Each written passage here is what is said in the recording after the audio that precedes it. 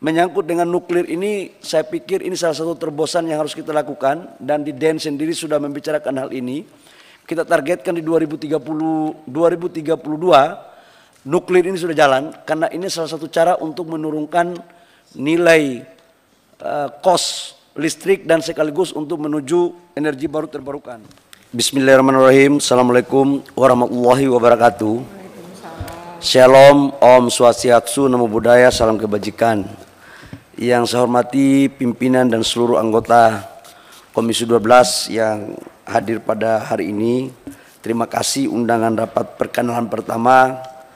Kami izin menyampaikan bahwa kehadiran kami semua hari ini full team sebagai bentuk komitmen DEN dalam menghargai undangan daripada Komisi 12 dan sekaligus menegakkan komitmen kami untuk bagaimana bisa mewujudkan dan mengimplementasikan dari apa yang diperintahkan oleh Presiden Prabowo terkait dengan energi nasional kita harus berdaulat dan sekaligus transisi.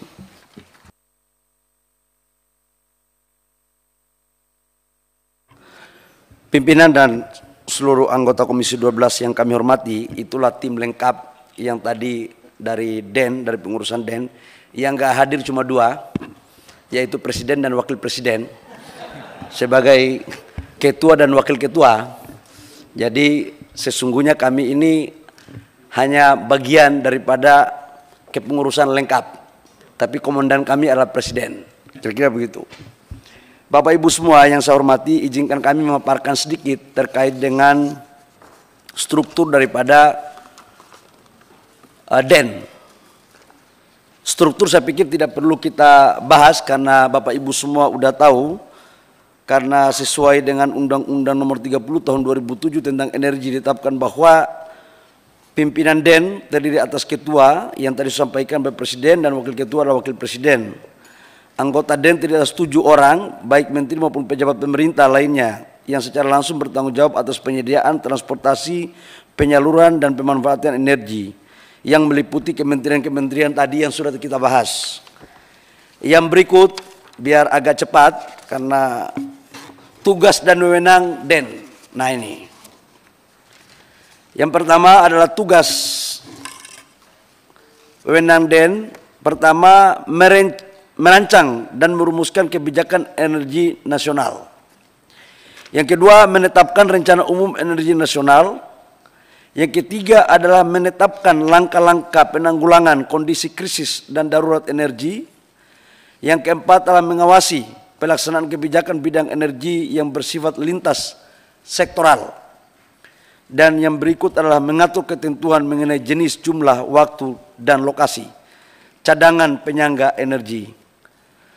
Dewan Energi Nasional adalah satu lembaga yang bersifat nasional, mandiri, dan tetap yang bertanggung jawab atas kebijakan energi nasional.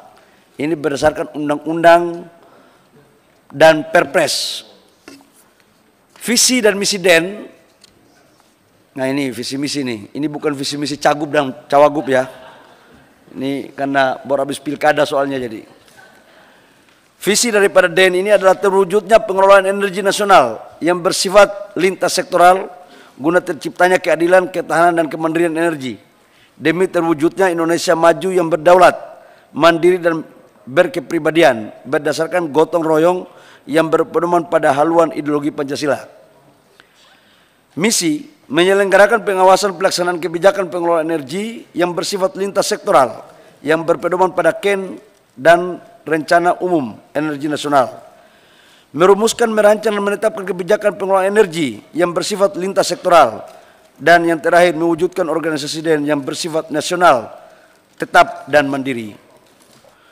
Baruan energi nasional dan daerah, baruan energi primer nasional tahun 2023 EBT 13,29%, minyak 29,91%, gas 17,11%, batu bara 39,69%.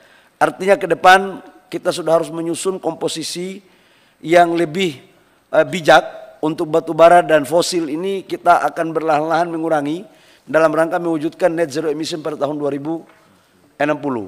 Karena itu saya sampaikan kepada pimpinan juga di sini bahwa RUPTL tentang listrik kita masih godok dan dalam waktu dekat akan kita selesaikan supaya antara RUPTL dengan kebijakan energi nasional itu sinkron. Progres program kegiatan prioritas DEN tahun 2024, identifikasi krisis dan darurat energi, telah diselenggarakan rakor identifikasi penyediaan dan kebutuhan BBM dan LPG, telah diselenggarakan rakor peningkatan kapasitas kilang minyak, telah dilaksanakan sidang anggota DEN kedua dan ketiga membahas antisipasi krisis dan atau darurat energi terkait dampak geopolitik Timur Tengah serta tingginya impor energi. Memang kita sekarang impor banyak sekali, Pak. Dan lifting kita akan kita pacu untuk kita tingkatkan agar impor kita bisa kita kurangi, dan insya Allah 2026 kita akan sudah masuk ke B50. 1 Januari 2025 kita sudah go dengan B40. Jadi kalau B50 kita langsung adakan di 2026, insya Allah tidak lagi kita melakukan impor solar. Udah cukup dalam negeri, jadi produksi dalam negeri sudah cukup dengan konversi B50. Yang berikut adalah pembentukan Komite Pelaksanaan Program Energi Nuklir. Nah, ini yang paling penting ini. Telah disusun draft Raperpres tentang Komite Pelaksanaan Program Energi Nuklir KP2N, kemudian telah dilakukan sosialisasi dan eksekusi PLTN dalam mendukung transisi energi menuju net zero emission tahun 2060. Pimpinan dan para anggota yang kami muliakan, menyangkut dengan nuklir ini, saya pikir ini salah satu terobosan yang harus kita lakukan, dan di DEN sendiri sudah membicarakan hal ini. Kita targetkan di 2032 nuklir ini sudah jalan, karena ini salah satu cara untuk menurunkan nilai cost listrik dan sekaligus untuk menuju energi baru terbarukan. Mungkin dalam tahap awal tidak dalam skala besar, mungkin kita spot-spot, mungkin 250 sampai dengan 500 mega, tapi ke depan kita akan buat pada skala yang lebih bagus. Jadi menyangkut 2025, Pak, kami mulai fokus untuk membahas aturan-aturan yang terkait dengan nuklir. Karena 2032 dalam program itu kami berpikir bukan baru memulai, tapi kalau bisa sudah ada yang sudah jalan itu jauh lebih baik.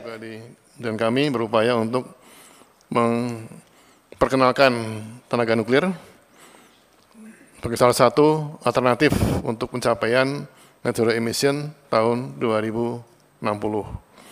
Sehingga riset kami dan penyiapan SDM kami pun diarahkan untuk penguasaan teknologi nuklir, terutama untuk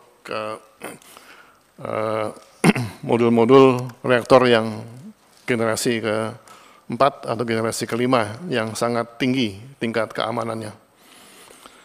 Samping itu kami juga mempunyai satu Direktur Jenderal terkait Dirjen Saintek yang tugasnya mengkomunikasikan pengetahuan teknologi pada masyarakat agar supaya nanti kami dalam upaya untuk mensukseskan program DEN ini bagaimana mengedukasi masyarakat supaya paham pentingnya tenaga nuklir ini untuk udara bersih dan tercapainya net zero emission.